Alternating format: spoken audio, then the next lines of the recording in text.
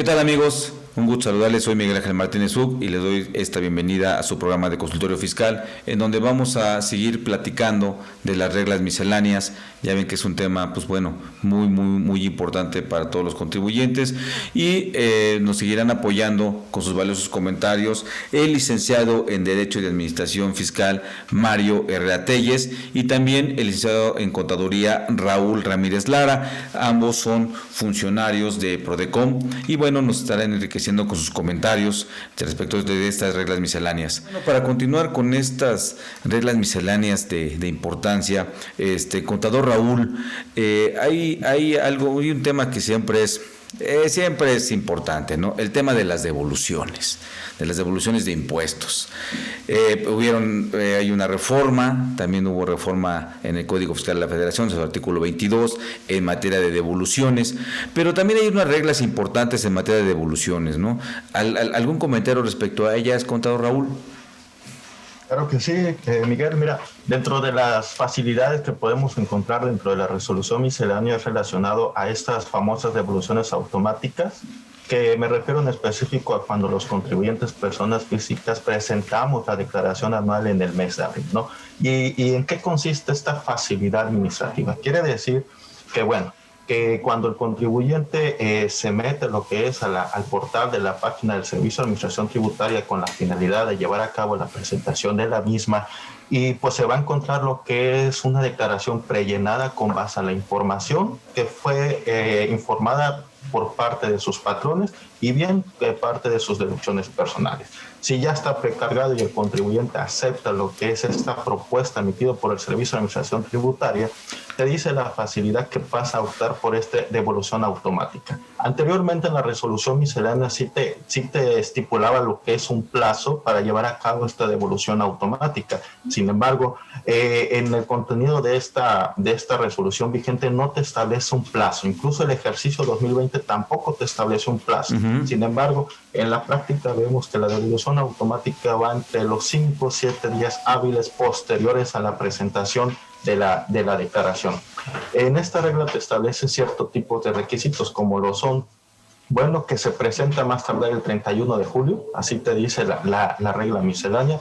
Las devoluciones automáticas que no sean con montos superiores a los 150,000 pesos, que no se haya desarrollado operaciones con aquellos contribuyentes que se encuentren publicados en las famosas listas negras. Esos son los tipos de requisitos. Ahora, ¿cuál es el beneficio de esta facilidad administrativa? Como ya lo comenté hace un momento, es el plazo, el pequeño plazo que se tiene para devolución. ¿Por qué? Porque si nosotros nos vamos, como bien acabas de mencionar, al artículo 22, el artículo 22 te dice a la letra, oye, tienes 40 días para que la autoridad te pueda llevar a cabo una devolución de manera manual. Incluso ahí dentro del procedimiento también te estipula, la autoridad tiene facultades, llevar a cabo requerimientos, facultades de comprobación, una visita, una revisión de gabinete con la finalidad de verificar la procedencia y el origen de este saldo a favor. Sin embargo, mediante regla miscelánea, pues si el contribuyente comúnmente acepta esa propuesta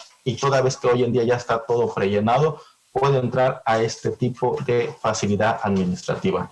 Otro tipo de devoluciones que podemos ver dentro de la resolución miscelánea es en relación al impuesto al valor agregado, donde te indica, oye, pues si tú vas a presentar esta devolución, bueno, tendrás que haber presentado previo a ello tu declaración informativa de operaciones con terceros. Esto es un requisito que te estipula la regla. Y bueno, aquí vamos a caer en el sentido de lo que mencionas hace ratito, ¿no? De que la misma regla ya te está poniendo requisitos para llevar a cabo esta facilidad. Bueno, a esta situación. También dentro de las reglas misceláneas se establecen cierto tipo de supuestos a contribuyentes en el sentido de que acotan el plazo para llevar a cabo la devolución. Y este plazo va a 20 días hábiles. ¿Quiénes son aquellos contribuyentes que se dedican a la enajenación de medicinas, a lo de hidrocarburos, a los de actividades agrícolas, a los de activos fijos, adquisición de activos fijos, me parecen? ¿Y cuál es ese plazo? 20 días. ¿Cuáles son dentro de los requisitos que, bueno, podemos ver en cada uno de ellos a manera general? Una, que no hayan desarrollado operaciones con contribuyentes en las listas negras, que previo a ello exista una solicitud de devolución en el sentido de que se le haya autorizado la totalidad, no parcial, la totalidad. Otro punto es en algunos te dicen que no excede, me parece, de $1,000,000. Digamos que esas son las generalidades hacia estas facilidades que otorga la resolución miscelánea referente al apartado de las devoluciones, que reitero, o resalto más bien, es acotar el plazo de los 40 días a comparación de lo que te establece el artículo 22. Fíjense, amigos, aquí tenemos una regla que pues es de las que pueden tener palomita, pues con esas dos con la consideración que hizo hace rato el contador Raúl. Pero hay un punto importante que todos ya tenemos que tener en cuenta, que es en función de que se vincula con nuestro control interno. Porque es cierto, hay contribuyentes que están en esas listas negras que comenta el contador Raúl, que a las que hacen referencia a las reglas misceláneas, que básicamente son las empresas que se dedicaron a vender facturas o que están en presuntiva de que vendieron facturas. Y en la realidad hay operaciones que los contribuyentes realizamos y no conocemos con quién estamos haciendo la operación, y a lo mejor esa empresa, ese proveedor con el que estamos teniendo operaciones, pues lamentablemente hizo operaciones tanto de las buenas como de las malas, y también vendió facturas, tiene de las dos. Entonces la operación que hizo conmigo fue de las buenas, pero fue encontrado porque también son de las malas y está en la lista, y eso ya me perjudicó, y en este caso me puede perjudicar también en el caso de mis devoluciones. Entonces esto es importante en función de nuestro control interno, de analizar y revisar bien con quién estamos haciendo operaciones, estar checando constantemente el tema de lo que son esas listas negras, y pues bueno, tomar las mayores precauciones para que podamos aprovechar bien estas reglas misceláneas, porque este requisito de que no tengamos operaciones con quienes estén en las listas negras, pues es reiterado, ¿no? Y por obvias razones, no hay que tener, y dicho de una sola palabra, no hay que tener operaciones con pillos, ¿no? En concreto. Quienes hacen esas operaciones simuladas, ¿no? Ese es un tema importante. Bueno, esa es una recomendación en función de revisar nuestro control interno, lo que podemos también llamar ahora, tan mencionado, nuestra debida diligencia, ¿no? Con quién hago operaciones, qué información le pido, corroboro que tenga la empresa, vaya, todo eso que me puede conllevar a hacer operaciones con esa persona, para pues estar lo más seguro de que no es un facturero, ¿no? O no hace de las dos operaciones. Bien, también hay una facilidad que yo creo que resulta importante, porque hay muchos contribuyentes de régimen de corporación fiscal, y hay alguna facilidad para ellos, ¿no? En reglas misceláneas. Sí, pues mira, dentro de las facilidades que tienen en reglas misceláneas, hace un momento incluso lo comenté, la presentación de la declaración bimestral a más tardar el mes siguiente a la vez al bimestre que se haya vencido. También incluso pues es la utilización de este apartado mis cuentas para llevar a cabo su contabilidad. ¿Y cuál es el beneficio de utilizar este apartado mis cuentas? Que con el simple hecho de emitir el CFDI a través del aplicativo ya se encuentra registrado. Eso sin duda es benéfico. Lo único que se tendría en todo caso que registrar son aquellas operaciones que no se encuentran a través de un CFDI, como lo pudiera hacer la depreciación fiscal, poniendo como un ejemplo. Otro punto también, incluso a través de un transitorio de la resolución miscelánea fiscal, te estableció el hecho de para expedir comprobantes al público en general. En específico te dice, oye, como te vas a referir tú vas a poder emitir al público en general de manera bimestral, en el concepto de la factura tendrás que mencionar el periodo que estás facturando. O sea, ejemplo, si voy a emitir enero-febrero, tendré que poner en el concepto mis operaciones al público en general correspondiente al periodo enero-febrero 2021, y así subsecuentemente. Esas son dentro de las facilidades que podemos ver en este régimen de incorporación fiscal. Incluso también, yéndonos un poquito más adelante, otra cuestión es la facilidad que tienen los regímenes de incorporación fiscal para convivir con aquellos contribuyentes que tienen ingresos mediante plataforma. Claro. En algún momento también se dijo, oye, claro, se puede convivir, se pueden estar estos tipos de contribuyentes en conjunto. Bueno, existe una regla que sí le otorga esa facilidad a los contribuyentes. Sin embargo, esta regla trajo consigo muchos cuestionamientos, porque dice la regla, oye, si bien es cierto tú tienes ingresos por servicios de plataforma y también por régimen de incorporación fiscal, pues te comento que en relación a los ingresos que tú tengas por servicios de plataforma, tendrás que hacerlo conforme a la sección primera, Claro. en términos de lo que te diga la tercera. Entonces ahí, disculpen la expresión, es como un trabalenguas, ¿no? O sea, entonces, ¿qué hago? ¿Como actividad empresarial o como plataforma? Esto, Claro. pues trajo consigo, o un ejemplo que se me ocurre, que creo que fue por lo que a lo mejor salió esta regla, son los restauranteros, ¿no? Que tienen esos ingresos por RIF y pues también se inscribieron en las plataformas con la finalidad de tener este tipo de ingresos. Y aquí fue una interrogante que se tuvo. Oye, si yo estoy teniendo ingresos por régimen de incorporación fiscal y también por plataformas, ¿qué va a pasar con mis deducciones? ¿Por qué? Porque si nosotros vemos esa sección tercera, pues nos habla sobre ingresos, sobre retenciones y no vemos algo en específico de las deducciones, en específico sobre esa sección. ¿Qué te dice esta regla? Bueno, lo vas a hacer conforme a la sección primera. ¿Cuál es la sección primera? Actividad empresarial. Queremos entender en el sentido que entonces sí, vamos a aplicar estas deducciones conforme al tipo de actividad empresarial, únicamente en relación a los ingresos que se tengan sobre los ingresos de plataforma. Y aquí posiblemente sí se pueda tener a lo mejor una interrogante en el sentido, ¿cómo voy a separar mis deducciones para plataforma con régimen de incorporación fiscal en el mismo ejemplo que ponemos de los restauranteros? Esto hay que tener, como bien mencionaste hace un momento, hay que tener un control interno muy efectivo para hacer esa distinción. Y si el día de mañana la autoridad me llega a realizar una facultad de comprobación, me llega a requerir información, pueda yo mostrarle en mi control interno, decir, mira, estas deducciones corresponden a esta sección y estas a esta otra sección. Claro, sí, esa parte es muy importante porque a veces sentimos que somos contribuyentes muy pequeñitos, que el control interno es para empresas ya más grandes o para grandes corporativos. La verdad es que el control interno debe de implementarse en cualquier tipo de negocio. Por muy sencillo que sea este control interno, debe de hacerse en función de cumplir, de justificar las operaciones que estamos haciendo. No a lo mejor porque pues, a lo mejor este régimen de incorporación fiscal no tenga una obligación estricta, para efectos fiscales, de tener una contabilidad, vamos a llamarle como le llamamos coloquialmente la contabilidad formal.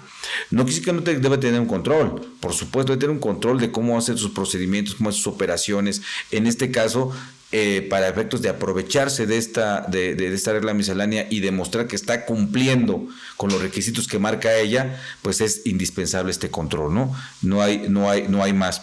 Y bueno, qué bueno que en este sentido pueda darse, porque bueno, con este tema de la pandemia, no nada más en la Ciudad de México, en toda la República, pues donde dependiendo del semáforo en que se esté, pues es una forma de seguir teniendo actividades, ¿no? Las entregas a domicilio, las ventas por internet, es una forma muy, pues una oportunidad de seguir siendo productivos, de generar ingresos, de seguir, pues bueno, activos, para que no se nos venga más abajo nuestra economía, ¿no?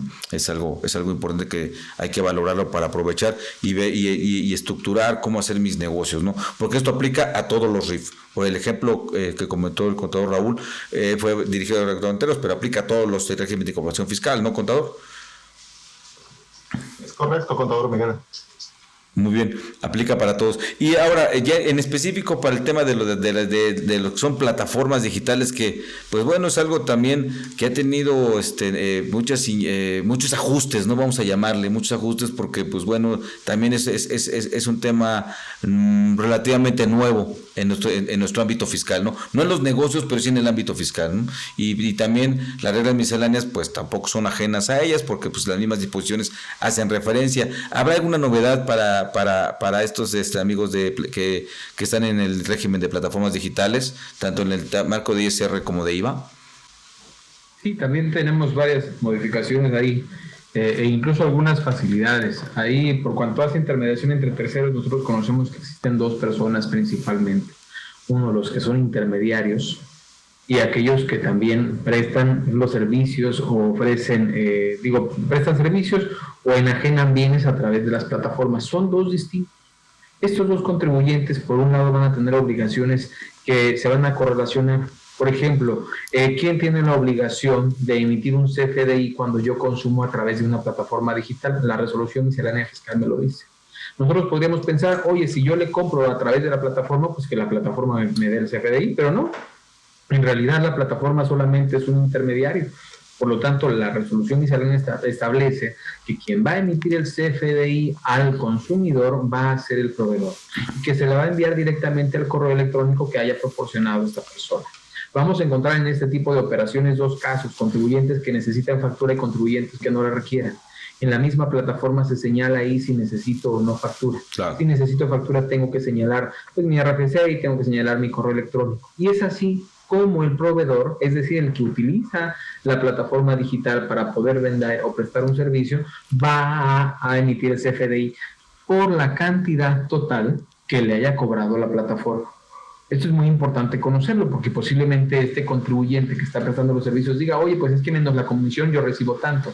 Sí, pero la prestación del servicio incluso incluye esa contraprestación que tú pagas. Y lo cierto es que el consumidor final no solamente está pagando por separado la comisión y lo que tú te llevas como proveedor, sino que va a pagar una cantidad total, y eso tiene que ver reflejado en su CFDI. Vemos, por ejemplo, también la distinción de la inscripción entre personas físicas y entre personas morales. Las personas físicas ya está habilitado, nosotros ya lo verificamos, ya está habilitado el portal del SAT para efecto de realizar la inscripción bajo este concepto de la prestación de servicios o enajenación de bienes a través de plataformas digitales. Entonces, anteriormente, todo el año pasado se hacía por un caso de declaración. Las personas físicas al día de hoy ya lo pueden hacer directamente en el portal, en el cuestionario ya está habilitada la función. Las personas morales, por su parte, las personas morales que tengan residencia en México o un domicilio permanente, entonces ellos van a tener que realizar todavía su inscripción a través de un caso de aclaración. Y en este caso de aclaración tienen que señalar cuál es el giro al que se dedican, tienen que señalar el nombre de su representante legal y el domicilio para efectos fiscales en México. Tenemos también, por ejemplo, dentro de estas reglas misceláneas que corresponden, cuándo se va a hacer la retención, cómo se va a hacer el entero y cómo va a ser el CFDI. El CFDI que van a emitir estas plataformas es un CFDI de retenciones. De hecho, hay una resolución miscelánea fiscal que enumera cuáles son los tipos de CFDIs, de ingreso, de retenciones, de gasto. Y en el caso de las plataformas digitales van a emitirles un CFDI de retención.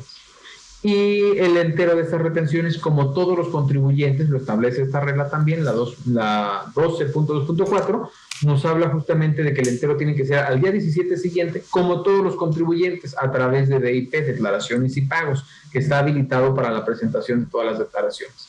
Mucho ojo, regularmente la resolución miscelánea fiscal se estructura por números, por materia. Resulta ser que como el régimen de plataformas digitales, como bien lo dijo Miguel, tiene que ver tanto con renta como con IVA, hay un capítulo específicamente para plataformas digitales, y esto también en el anexo 1A, las fichas de trámites tienen un capítulo específico. Así como tenemos, no sé, la 1, 2, 3, 4, diagonal CFF, también vamos a tener que las fichas de trámite previstas para este objeto, es decir, lo de plataformas digitales, van a estar referidas incluso con la misma denominación. Un diagonal, pero en vez de tener ahí un CFF o un ISR, vamos a tenerlos como plataformas de PTD. Entonces, esto va a ser importante que lo reconozcamos, porque ahí nos van a decir cómo presentar los avisos, cómo presentar las declaraciones.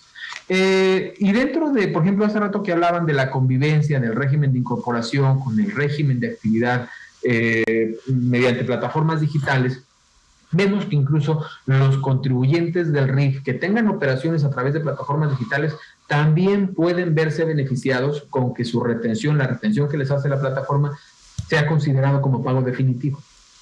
Pero entonces, lo que hablaba Miguel y Raúl, el control interno tiene que separar muy bien los ingresos que son por plataforma y los ingresos que se reciben en la forma tradicional por mi actividad empresarial en el régimen de incorporación fiscal. Y mucho ojo, la resolución miscelánea fiscal también nos dice, para efectos de tú saber si puedes todavía hacer RIF, vas a contar los ingresos totales de sueldos y salarios, de intereses, de arrendamiento, de tu actividad empresarial y la de actividades a través de plataformas digitales. Entonces, para considerar la totalidad de los 2 millones, tienen que considerar en su conjunto todas estas operaciones. Sin embargo, a diferencia de ello, los contribuyentes que deseen verse beneficiados con la retención como pago definitivo, para efectos de verse beneficiados con este pago definitivo, en las operaciones que lleven a través de plataformas digitales solamente van a considerar los ingresos que reciban por la prestación de servicios o la enajenación de bienes a través de estas plataformas digitales. Y eso nos lo resuelve la resolución miscelánea fiscal. Entonces, creo que son los aspectos más importantes que debemos tener en cuenta. Y un beneficio. Nosotros sabemos que cuando yo rebaso el límite de los 300,000 pesos de ingresos a través de plataformas, tengo que abandonar ese régimen. Y la resolución miscelánea fiscal nos resuelve una duda. ¿A partir de cuándo? Y la resolución miscelánea fiscal nos dice que va a ser a partir del ejercicio inmediato siguiente. No pasa, por ejemplo, como en algunos regímenes en que yo supero el límite, por ejemplo, en el RIF. Si yo supero el límite, al siguiente bimestre ya tengo que estar tributando conforme el régimen de actividad empresarial. Uh-huh. En el caso de las plataformas digitales, voy a modificar mi forma de tributar hasta el ejercicio siguiente. Entonces, voy a poder concluir mi ejercicio tributando conforme esta sección tercera, y ya en la siguiente anualidad, entonces lo voy a hacer conforme la sección primera, que es la actividad el régimen general de actividades empresariales. Creo que son las de mayor relevancia, Miguel. Muy bien, pues fíjese, nuevamente destacando el tema de bajo esta nueva, bueno, no es nueva, sino acrecentar nuestra cultura como empresarial respecto a estas obligaciones fiscales y también para efectos de un mayor control de nuestra empresa y aprovechar las reglas misceláneas. Nuevamente el tema de control interno toma un punto importante, y así como también en la gran empresa y en muchos temas como lavado de dinero, operaciones inexistentes, lo que es la norma 035 en materia laboral y muchas disposiciones más, no menospreciemos el tema del régimen de incorporación fiscal, y pues bueno, nos va también a ayudar a tener mayores beneficios, ¿no? En materia de hay también siempre es importante no mencionar, hay un punto que se refiere también a lo que son las facultades de las autoridades fiscales. También ahí hay a veces no nos gusta, ¿no? o como que nos duelen los oídos cuando escuchamos ese tema de facultades de autoridades fiscales, pero pues también hay cosas interesantes en ese ámbito y algunas cuestiones que podemos aprovechar, ¿no, Mario? Sí, de hecho sí, ahí me gustaría compartir, por ejemplo, Raúl, tenemos dentro de este capítulo un apartado que se refiere a una cuestión totalmente novedosa. Y el escenario es el siguiente, Miguel. El año pasado tuvimos muchísimos contribuyentes que decían, oye, recibí un CFDI de nómina y desconozco yo al patrón, yo nunca he tenido una relación laboral con él. O de repente nos dicen, oye, fíjate que me llegó este CFDI y viene sin requisitos, no me está cumpliendo y no me va a servir para la deducción. O un contribuyente que desea cancelar un CFDI porque no se llevó a cabo la operación y no le aceptan la cancelación. Hay diversos supuestos en los cuales un contribuyente se quiere inconformar por esta emisión de CFDI, ya sea porque no se hace, porque se hace mal o porque se hace indebidamente. Y ahora nos establecen un nuevo procedimiento. Quiero invitar a Raúl a participar en por la siguiente. Nosotros en Prodecon el año pasado estuvimos generando procedimientos de queja y vimos que son una medida de solución bastante efectiva, muy eficaz, porque a través del procedimiento de queja, Miguel, nosotros en Prodecon realizamos la labor de investigación. Claro. Y entonces cuando un contribuyente me dice, yo desconozco a esta persona que me facturó nómina, entonces yo le requiero a esa persona, porque tengo facultades para ello. Y entonces esta persona me rinde información diciéndome, oye, desconozco, efectivamente esa relación no es, me equivoqué y cancelo, o bien acreditándome que quizás por una cuestión de homonimia efectivamente el nombre de las dos personas es la misma, pero el contribuyente tiene la certeza. Ahora nos establecen un procedimiento como facultad de la autoridad y tiene sus recovecos. Entonces, Raúl, cuéntanos de esta regla, también señálanos qué regla es, por favor. Claro que sí, Mario. Mira, la regla es la 2.71.49. Incluso en la resolución miscelánea fue denominada como la conciliación de quejas por facturación. Uh-huh. Esta nueva regla es incorporada a partir de este ejercicio. Raúl, 2.749 es la regla. 2.7.149. Perdón, 2.7.149. Perfecto. Es correcto. Sí. Ok. El contenido de esta regla es, bueno, prácticamente el sentido va de que ahora la autoridad va a intervenir como una facilitadora entre el contribuyente que expidió el CFDI y el contribuyente que recibió el CFDI. Uh-huh. ¿Cuáles son las características que se encuentran instruidas en esta regla? Es una, prácticamente será totalmente voluntario para ambas partes poder ejercer la aplicación de esta regla, ¿sí? Y sobre todo que no va a constituir instancia ni generará derechos u obligaciones. En pocas palabras, es un procedimiento amistoso, podríamos llamarlo de alguna forma, entre contribuyente emisor del CFDI y el contribuyente receptor del CFDI. Quien haya recibido el CFDI y que no sea, por ejemplo, en el caso que está comentando el licenciado Mario, el de los trabajadores, y no haya tenido una relación laboral con este patrón, pues bueno, podrá presentar lo que es este tipo de aviso a través de un caso con la autoridad, con la finalidad de informarle, oye, el patito SADCB me expidió un CFDI nómina a mi favor, sin embargo, yo no tengo una relación laboral con él. ¿Qué va a hacer la autoridad? A través del buzón tributario va a mandar un mensajito a ese patrón. Por tanto, pues es conveniente que el contribuyente que vaya a presentar este aviso o esta aclaración o solicitud ante la autoridad, pues indique muy bien la razón social del patrón, así como el Registro Federal de Contribuyentes. Es aquí la importancia también que trasciende lo de habilitar el buzón tributario. Claro. ¿Por qué? Porque te establece la regla que cuál va a ser el mecanismo de comunicación, el buzón tributario. Este buzón tributario incluso está yendo en un principio, el artículo 17K te habla que es una interacción entre contribuyente y autoridad. Sin embargo, estamos viendo que también ya va a servir para interactuar entre contribuyentes y contribuyentes para efecto de llevar a cabo la aclaración en esta misión de CFDI, ¿sí? Entonces, ¿cuáles son dentro de los supuestos por los cuales puedes llegar a solicitar esta conciliación de facturación con la autoridad? Una, que la expidan CFDIs que carezca de algún requisito fiscal o existan errores. Okay. Dos, que les sean cancelados los CFDIs en una operación existente sin motivo. Uh-huh. Y esto es de suma importancia porque si nosotros nos trasladamos a las obligaciones que nos dice renta, ejemplo, personas morales, artículo 27, que te dice que cada operación para que sea deducible tienes que contar con un comprobante fiscal. Y en consecuencia el comprobante deberá tener ciertos requisitos, ¿no? ¿Cuáles son los requisitos? ¿Dónde se encuentran estipulados? En el artículo 29A uh-huh. del Código Fiscal de la Federación. Y creo que en la práctica, bien incluso aquí en los procedimientos de acuerdos conclusivos que hemos tenido, en algunas ocasiones la autoridad, por el solo hecho de cumplir con algún requisito, puede llegar a observar alguna situación con el contribuyente. Dicho en otras palabras, objetar alguna deducción porque no cumple. Sin embargo, claro. Pues aquí, por eso es que existe lo que es esta conciliación, con la finalidad de que el contribuyente, durante el proveniente o derivado del buen control interno que mucho se ha mencionado ahorita, detecte que ese comprobante tenga algún error, pues pueda solicitarle al emisor del comprobante la corrección del mismo.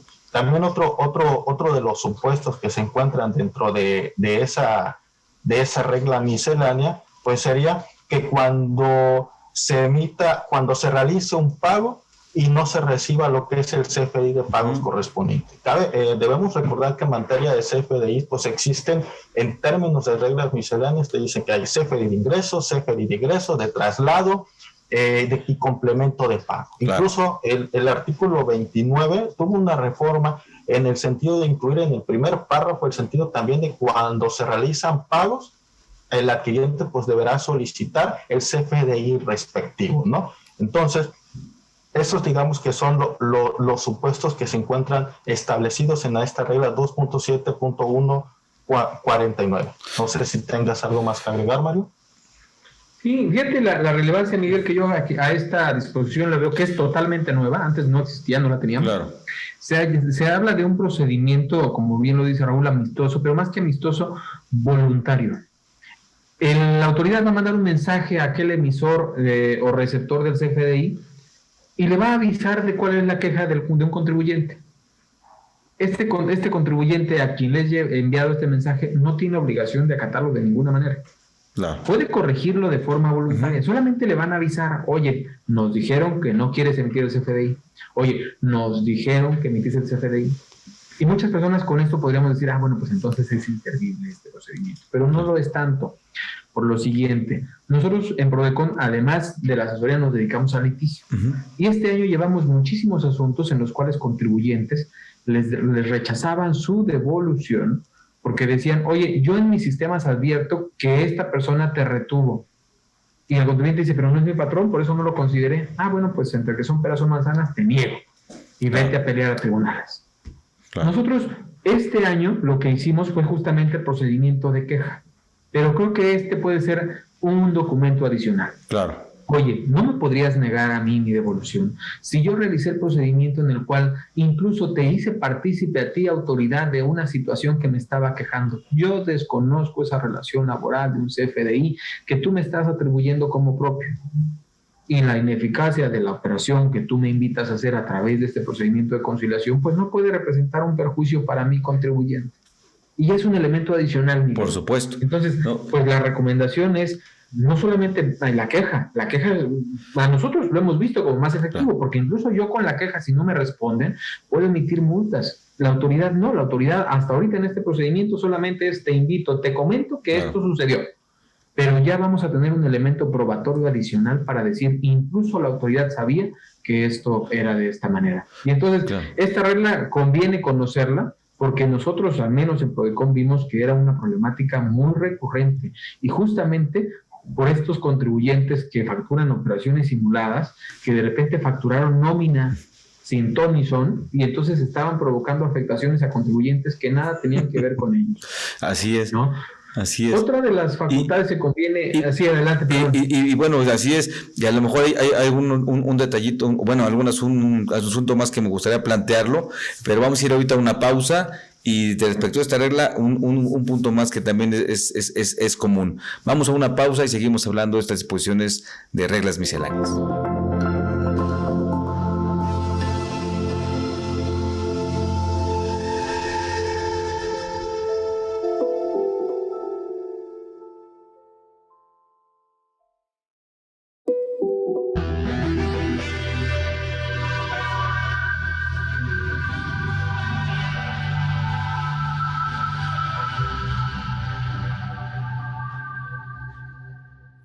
Bien, amigos, pues gracias por continuar con nosotros y Mario, Raúl, gracias por seguir acá, por explotar un poquito, abusar un tanto cuanto de sus tiempos y que nos sigan hablando aquí en este programa, informando a nuestros amigos de este tema tan interesante que son las reglas misceláneas.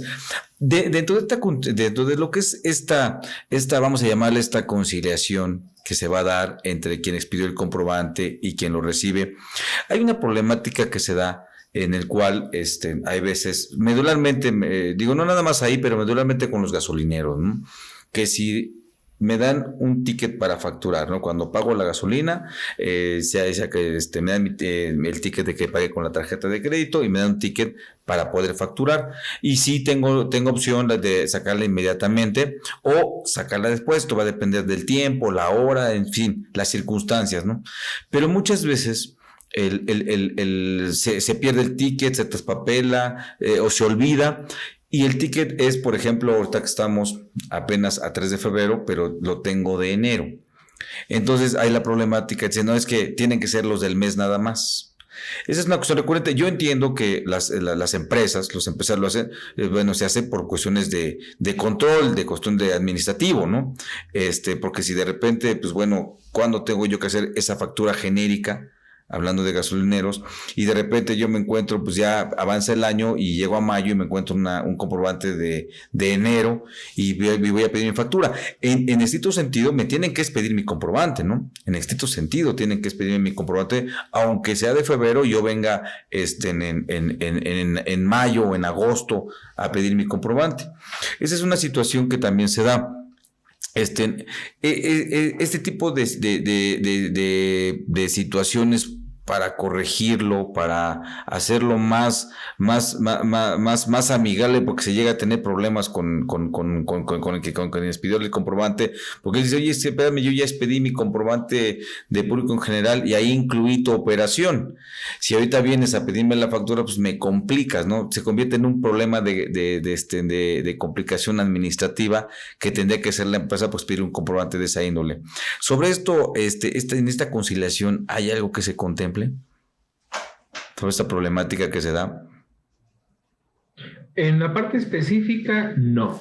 Sin embargo, puede caer justamente en el supuesto en el que se refiere a que hayas celebrado una operación y no te haya llegado tu CFDI. Pero ojo, aquí yo sí haría una consideración que yo he escuchado sobre todo de los emisores de los CFDIs. Uh-huh. Y es justamente esa complicación, no solamente administrativa, sino incluso en cuestiones de declaraciones. Porque los contribuyentes ya integraron su CFDI, ya lo incluyeron para su manifestación de ingresos. Y entonces cuando de repente un contribuyente dice, oye, ¿qué crees? Que sí voy a ocupar la factura. Oye, ¿cuándo es la factura? No, pues que es de enero. Pues el contribuyente dice, es que imposible que te lo facture. Porque para esto hay que tomar en consideración dos cosas principales. Uno, ¿cuándo se tiene la obligación? Y ahorita nos ayuda Raúl con eso. ¿Cuándo la ley establece la obligación para emitir CFDIs? Y dos, la repercusión que tiene este CFDI en la contabilidad del contribuyente. Porque una obligación también nuestra es que si nosotros queremos un CFDI, en el momento de la operación manifestamos que necesitamos el CFDI. Consecuencia por parte del emisor, no lo incluye en la factura global como operación al público en general, porque tiene identificado al contribuyente que la ha solicitado. Pero ayúdanos en ese aspecto, Raúl. ¿Cuándo el contribuyente emisor, cuándo tiene la obligación para emitirlo? Y va a representar justamente una justificación para estos emisores. Pues mira, los contribuyentes tienen la obligación de emitir lo que es un CFDI cuando se realiza lo que es una operación con los contribuyentes. Incluso si nos vamos en términos del 29 del reglamento, me dice que es un plazo de 24 horas posterior a la realización de la operación. Eso es lo que nos dice el reglamento. En específico, uh-huh, así nos señala. Ahora, el tema que nos comenta o la problemática que nos comenta el contador Miguel Ángel, pues creo que lo dijo muy bien. La justificación que dan los gasolineros son la complejidad administrativa, en el sentido de, oye, ya te lo incluí en la deducción de público en general, ahora tengo que pues modificar mi factura, tengo que te tengo que expedir a ti, o qué es lo que tengo que realizar, ¿no? Eso es lo que ellos justifican, o más bien lo que ellos señalan, el motivo de por qué no emitir una factura. Y bueno, ahora pongámonos del lado del receptor. ¿Por qué te pide una factura? ¿Por qué? Porque es uno de los requisitos para hacer deducible esta operación. Y en términos del artículo 27, fracción 17-18, me parece, te dice que tengo hasta el último día del ejercicio para poder adquirir los comprobantes que amparen tales deducciones, ¿no? Entonces, pues es por eso que el receptor pues se vea a la tarea, o se da la tarea más bien de requerir ese CFDI que ampara el gasto de la deducción que fue la adquisición de la gasolina. Sí, entonces tenemos aquí esos dos bemoles. Sí. Por un lado, la obligación que tiene de emitir el CFDI en 24 horas, y por otro lado, la posibilidad que tiene el receptor de reunir los requisitos de deducción incluso antes de presentar la declaración. Entonces, son dos cuestiones que se contraponen. Este procedimiento de conciliación sí prevé la posibilidad de que si tú llevaste una operación antes de meter un CFDI, se lo solicites. Pero creo que también el emisor va a tener la justificación de decir, como no lo hiciste dentro de las 24 horas en que yo me encuentro obligado, no te lo voy a dar. Eso ha representado varios problemas. Claro. Y yo creo que volvemos al punto que a Miguel ha insistido mucho, el control. Porque si soy un contribuyente que puede hacer deducible la gasolina, bueno, pues entonces desde ese momento prever que voy a necesitar un ticket y antes de que cierren el mes ir por mi factura, ¿no? En caso de que las haga en conjunto. Y si no, pues por cada operación irse la solicitando. Y en esos casos, en todos los casos en que yo solicito un CFDI por una operación, el receptor tiene la obligación de entregar. Claro, claro, sí, es enfocado a eso porque es una problemática que se da de manera muy extremadamente recurrente. En eso, te digo, hay otros más, ¿no? Otros sectores más, nada más quiero destacar ese, pero yo creo que todos nos ha ocurrido, ¿no? El tema de que, ¡chin!, se me fue el comprobante, ¿no? Y aquí estaba, y se quedó en la guantera, o se fue abajo del asiento el papelito, o lo dejé en la bolsa de la chamarra que traía, y ya no saqué el comprobante. Aquí lo que tenemos que ver también es, si bien es cierto que sí es obligación en este caso, el gasolinero expedir el comprobante, pues también lo es que hay términos, hay plazos, hay cuestiones administrativas. Entonces, pues tomemos en cuestión todo esto y eso es lo que nos ayuda para ir creando nuestros controles, ¿no? Y en un momento también establecer responsables. ¿Quién es el responsable? Aunque el responsable sea yo mismo, pues sí, pues el primer responsable de todo es el empresario, es el más interesado para tener un control, para que su empresa todo funcione de manera adecuada, ¿no? Bueno, esta regla creo que sí es importante, creo que sí puede ayudar porque aunque puedo yo no hacerle caso, pero si me están llegando muchos correos, por parte de mis clientes, yo creo que al hacerlo a través de buzón tributario, pues la autoridad también se está dando cuenta. O sea, ¿qué estoy haciendo, no? O sea, si recibes, pues uno cada medio año, o 2 años, bueno. Pero si recibes tantos cada mes, ¿qué estás haciendo? Y puede ser que eso también, pues bueno, no olvidemos que cualquier actuación que la autoridad o cualquier elemento que la autoridad tiene, pues también ayuda para las cuestiones de fiscalización. Porque es una obligación expedir el comprobante, ahora que son de manera cibernética, y también la autoridad tiene la facultad de acudir al domicilio para verificar la expedición de comprobantes. Esto lo va a vincular evidentemente, ¿no? Va a provocar que después también se haga una visita para la expedición de comprobantes, y no nada más la expedición, sino la debida expedición de comprobantes, ¿no? Nada más decir yo expido, no. Debidamente o no debidamente, cumpliendo con todos los requisitos que menciona el 29A, que nos vinculan a reglas misceláneas. Cada una de las fracciones del 29A, pues nos van relacionando con reglas misceláneas. No sé, no te rías, Mario, yo sí soy como que, mira, no es que la regla miscelánea, a lo mejor, nada más un poquito de historia de manera personal. A mí me lo platicó mi abuelito cuando las reglas misceláneas eran 20 reglas, cuando nacieron por allá de 1986, ¿no? Más o menos, que las reglas misceláneas eran poquitas, y las reglas misceláneas en aquel entonces de verdad ayudaban. No se metían donde no tenían que meterse, y eran resoluciones que venían de las consultas que se hacían. Entonces, se valoraba qué tipo de consulta si afectaba a muchos contribuyentes, o a lo mejor lo hacían los síndicos, o lo hacían las cámaras, porque afectaba a los zapateros, afectaba a los transportistas, o no quedaba muy clara la disposición, y se metían las reglas, y venía la 1, la 2, la 3, la 4, la 5, y era invariable de ISR, de IVA, de todo eso, y era para ayudar, efectivamente, para hacer claridad, pero no era una cuestión voluntaria de la autoridad, sino se originaban de las circunstancias planteadas. Esto se ha modificado y ahora sí vemos aquí algunas voluntades de la autoridad, que algunas son positivas, ciertamente sí, y algunas pues no lo son tanto, y es donde viene el tema enfadoso, ¿no? Sobre de manera personal, lo digo de manera personal, hacia mí, yo lo veo como a veces como un cáncer, en donde, híjole, tenemos que sujetarnos a lo que el autor está diciendo, a su voluntad. Uh-huh. Hay veces que, y no lo digo de manera grosera, nada más lo digo de manera a veces cuando está uno estudiando algún asunto, y es que aquí ya se metió la miscelánea, no es así, es como se le antoja a la autoridad, a veces decimos, ¿no? Lo digo cuando está uno estudiando, analizando, de repente está bien. Lo que sí hay que ser realistas, ¿no? Hay que ser realistas, y la miscelánea pues sí tiene sus puntos buenos, sus puntos malos, pero yo sí he visto esa transformación de lo que cuando nació las reglas misceláneas, sí, y lo que es ahora las reglas misceláneas, ¿no? Es una cosa totalmente diferente, y hay un artículo, bueno, dentro de lo que es la publicación del Diario Oficial de la Federación, en los considerandos, antes de iniciar a las reglas misceláneas de todo lo que es esto, hay un párrafo que incursionaron, que la verdad me parece un poquito soberbio, ¿no? En donde dicen que es indispensable emitir reglas misceláneas para que los contribuyentes cumplan debidamente con sus obligaciones. Yo digo, bueno, no está la ley, no está el reglamento, o sea, ¿es la miscelánea el que nos salva la vida en materia fiscal? Por esa razón, pero son cuestiones personales, por eso ese es el tema. Hay que verlo de manera objetiva, ¿no? Hay que verlo de manera objetiva, y así como también, pues, cuando se aplica en cuestión de defensa, pues también esa objetividad no hay que perderla, ¿no? Así es como se deben de actuar. El tema es en una cuestión propositiva, en una cuestión de apoyo, pues hay que ver lo que sí nos ayuda, ¿no? Lo que sí nos beneficia, porque también siempre, mucho, poco, lo que sea, siempre hay reglas que sí nos llegan a ayudar, ¿no? Sí nos llegan a beneficiar. Entonces, dentro de estas reglas, pues esta es una de ellas, ¿no? Eso es lo que quería comentar, Mario, pero tú querías comentar algo más respecto de este punto, perdón.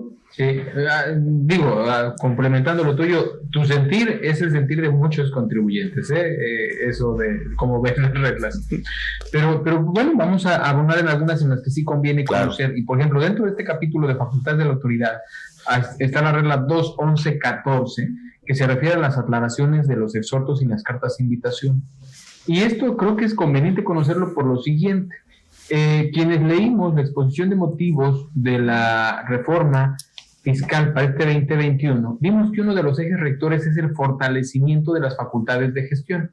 Y dentro de estas facultades de gestión de la autoridad encontramos las cartas de invitación, los exhortos y los requerimientos.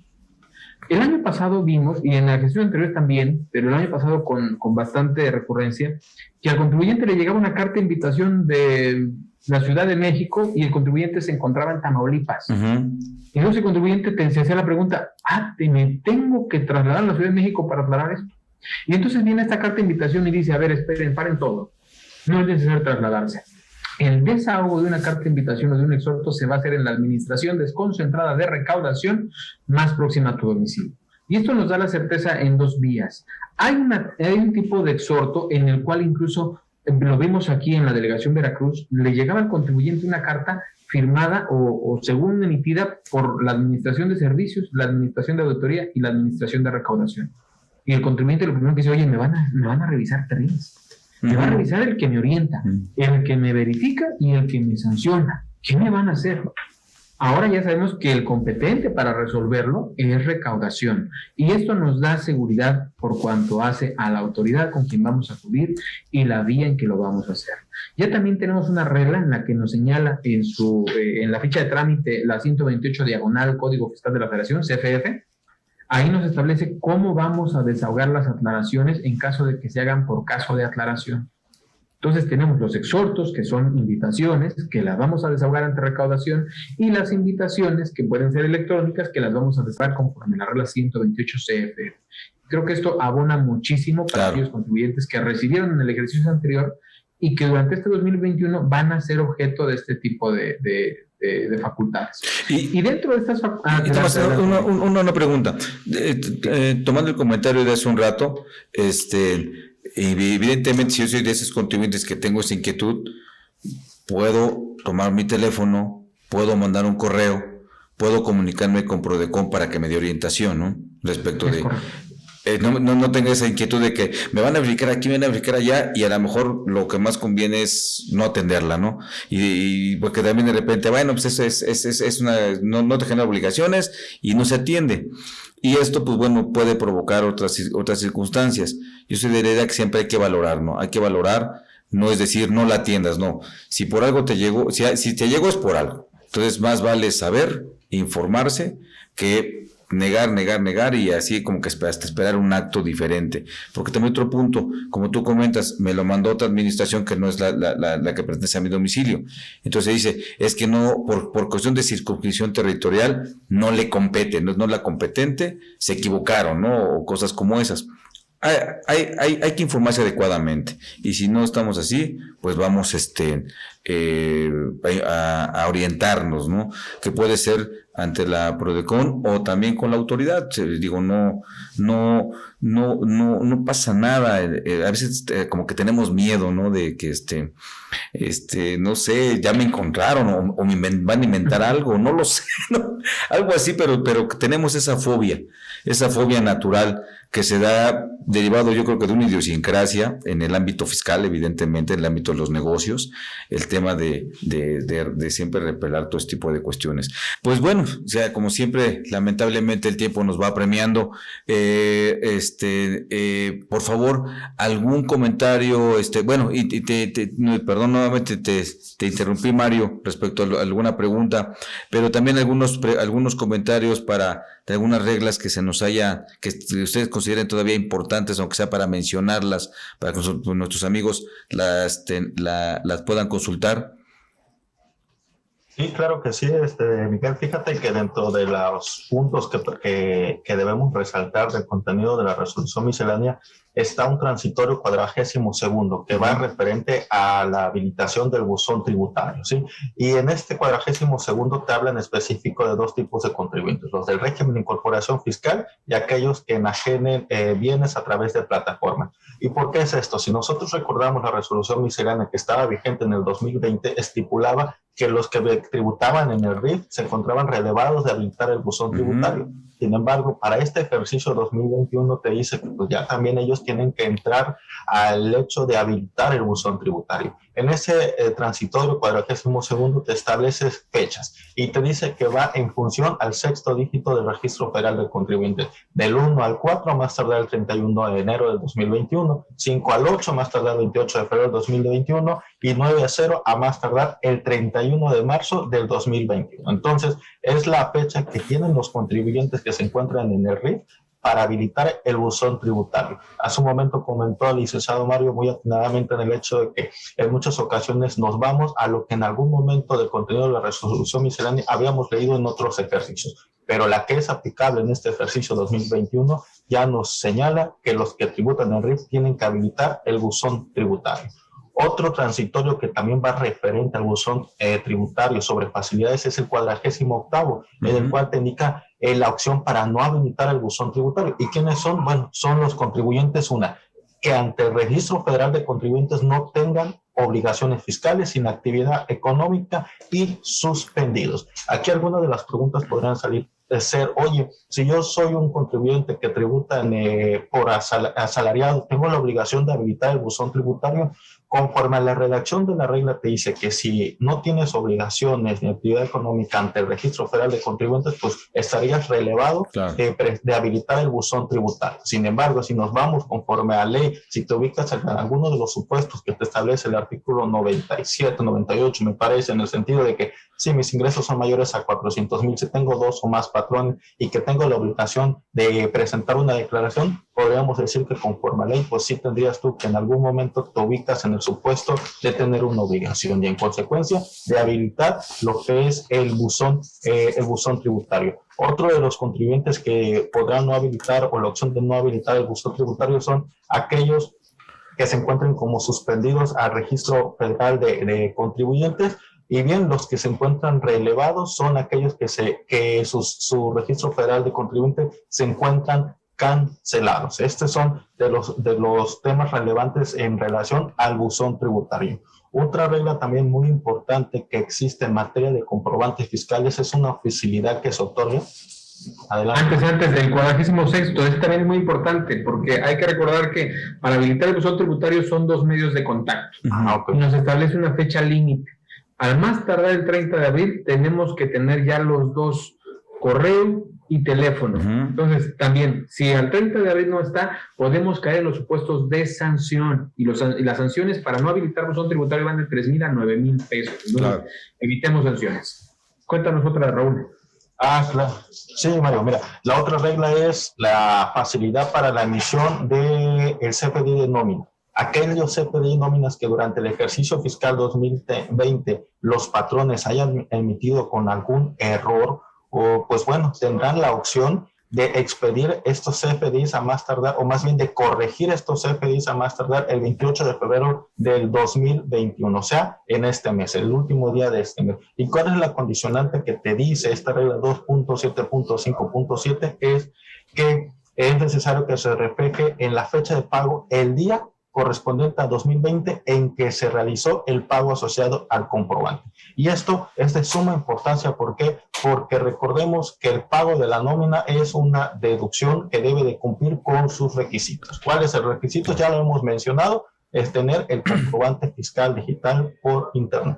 Entonces, si bien es cierto, el artículo 27 te dice, oye, tú tienes que tener todo tu CFDIs a más tardar el último día del ejercicio, aquí vemos que, bueno, nos otorga la resolución miscelánea una facilidad, pues para llevarnos un poquito más de tiempo, o sea, unos 2 meses para corregirlo, ¿no? E incluso, pues también trabajadores o asalariados, sirve el hecho de que es la información que se va a encontrar prellenada en tu declaración anual, entonces no está de más que chequemos ese CFD de nómina de trabajador que ya se encuentra en la página del Servicio de Administración Tributaria con la finalidad de que corroboremos, que hagamos este cruce en el sentido de confirmar si efectivamente son los ingresos por salario que percibimos durante el ejercicio 2020. Porque en muchas ocasiones puede darse el caso, a lo mejor en un tema administrativo, que se haya duplicado el CFDI o bien que me hayan establecido cantidades que no corresponden a lo que no correspondían a lo que efectivamente había cobrado.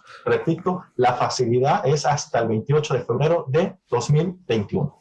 Y claro, finalmente, y esto porque se da en plataformas digitales, los contribuyentes que desean hacer definitivo las retenciones que les hagan tanto de ISR como de IVA, a pesar de que ya en el cuestionario viene la opción de señalar que les van a hacer la retención, tienen que presentar aviso. Esto es importantísimo que lo tengan. Todavía por caso de aclaración, tienen que presentar aviso. Para otras reglas, pues ubiquen ustedes el tema y cuenten con Prodecon, consulten la miscelánea, que para eso estamos nosotros, estamos a sus órdenes. Muchísimas gracias. Y pues bueno, licenciado Mario Herrera Telles y contador Raúl Ramírez Lara, de verdad, gracias por todos sus comentarios, por este apoyo que nos dan, por el apoyo que en general le dan a todos los contribuyentes. Muchísimas gracias. No soy, como siempre comento, la persona indicada, pero en nombre de nuestro director, en nombre de todo el equipo que hace posible que sigamos transmitiendo, que sigamos informando. Muchísimas gracias. Gracias en nombre de todos ellos, gracias por su tiempo. También agradezco a todos nuestros amigos que estuvieron con nosotros, a Azucena Muñoz, a Checo Zavala, a Elizabeth Leiva, a Héctor Hugo, a Avi Contreras, a Genaro, José Pablo Rodríguez, Luis Roaldo Romero, a Gonzalo Domínguez, a Telix Serna, a Erika Elizalde. Bueno, muchísimas gracias, y a todos los demás que nos hicieron favor de estar con nosotros. Muchas gracias por estar en este programa, gracias por acompañarnos. Bueno, yo soy Miguel Ángel Martínez Zug, me despido de ustedes. Muchas gracias nuevamente por haber estado con nosotros, y recuerden, hay que aprender muy bien las reglas del juego para que después, con análisis y creatividad, juguemos a ganar. Que tengan ustedes muy buena tarde, síganse cuidando. Hasta pronto.